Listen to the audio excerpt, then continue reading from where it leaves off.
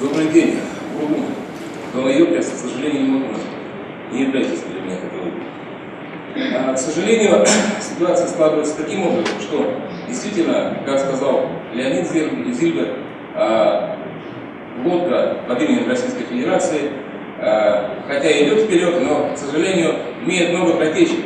И роль политических партий заключается в том, чтобы так или иначе воздействовать на государственную политику на уровне Республики Коми. Вот партия «Яблоко» доверила мне изложить наше видение общественно-политической ситуации в Республике Коми. И хотелось сказать одну очень важную мысль, что мы ведем свою работу через общественную приемную, юридическую приемную, в которую обращаются люди по тем или иным вопросам. И вот сейчас, как бы хотелось сказать, что Государственный совет Республики Коми, к сожалению, является нелегитимным органом. Проведенные в сентябре 2015 года выборы были несвободными, и в результате сформирован нелегитимный Государственный совет Республики Коми. Этот орган государственной власти избран при активном воздействии на волю избирателей, руководителей Республики Коми, подозреваемых в совершении тяжких преступлений. Исходя из этих обстоятельств, депутаты Госсовета Республики Коми, входящие в партию, во фракцию «Единая Россия», считаются в общественном сознании людьми, на которых падает тень от лиц, совершавших преступные деяния. Поэтому доверять власть людям, состоящим в группировке Газера и Чернова, нельзя. Нет доверия избирателей, что подрывает авторитет государственной власти. Я запомнил, выключите партию «Единая Россия». Давайте так, я вам скажу, что я о вас думаю, господин Горбачев, который кинул коммунистическую партию чертовой бабушки, но бежал в партию власти. Извините. Нет. Извините, не парламентские партии позволяют себе высказать не парламентскую речь. И сейчас я, так или иначе, хочу озвучить проблемы избирателей. Вот сидит господин Артеев. К нему обращались соответствующие люди о сносе строений, производимых «Газпромом». Он ему ответил: ребята, идите в администрацию города, но не стал ничего делать по сути дела.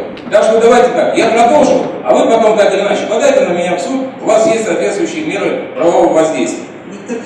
Партия «Единая Россия» создала систему подавления свободной волеизъявления избирателей при проведении выборов, что привело к формированию депутатского корпуса, игнорирующего интересы избирателей, в угоду лиц, создавших систему воровства бюджетных средств и государственное имущество.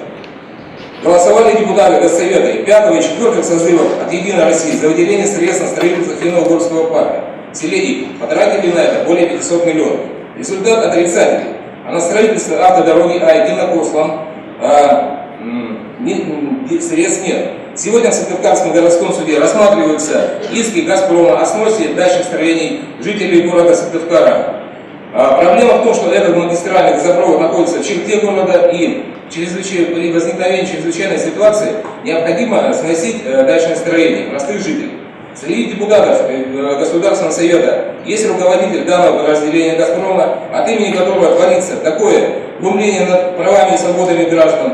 Вместо строительства этого парка надо было выделить деньги на строительство дополнительной нитки газопровода и тем самым защитить интересы многих сотен людей. Но партия «Единая Россия», депутатами которой вы являетесь, депутатами Госсовета, так или иначе, которые являются, делают все для того, чтобы такие нарушения продолжались. Прошу депутатов Госсовета, в том числе господина Горбачева, раз он так бьется за интересы людей, оказать содействие в защите прав жителей города Сыктывкара и просить руководство подразделений «Газпрома» отозвать иски о сносе данных строений. Я не буду рассуждать как патриоты России, я буду делать, а не рассуждать, защищать людей именно каждый день в суде. Надежды у людей, что суд защитит их право собственности, нет. В стадии отсрочки находятся сотни исполнительных листов о сносе дачных строений. И Верховный суд Коми Республики Коми, к сожалению, Шишкин убежал, а надо было задать ему этот вопрос и сказать, почему допускается такой беспредел на уровне судебной власти, когда интересы простых граждан становятся гораздо меньше, не стоят на одной доске вместе с интересами «Газпрома». Верховный суд не взял на себя смелость защитить права граждан.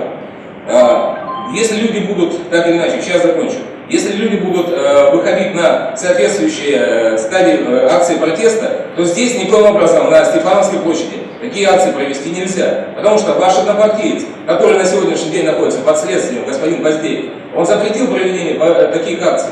И действительно, Зиппер прав, когда он говорит, что вы вот здесь, как бы очень благостно, очень хорошо, но проедетесь в автобусе, послушайте кондукторов, послушайте людей, когда нет нормального автобусного движения, когда нет кооперации на селе и многих-многих друзей, то есть многих других дел, которые надо решать. А вы занимаетесь болтовней и пустозвонством. Я еще раз подчеркиваю, такой госсовет надо распустить. Общественная палата нуждается в реформировании, увеличение госсовета необходимо провести до 50 человек. При этом Государственный совет должен формироваться из двух частей. Одна часть должна формироваться депутатами госсовета, а вторая быть избрана от населения. То есть на сегодняшний день вы даже не хотите просто, вот как было сказано патриотами России, сесть и обсуждать эти вопросы.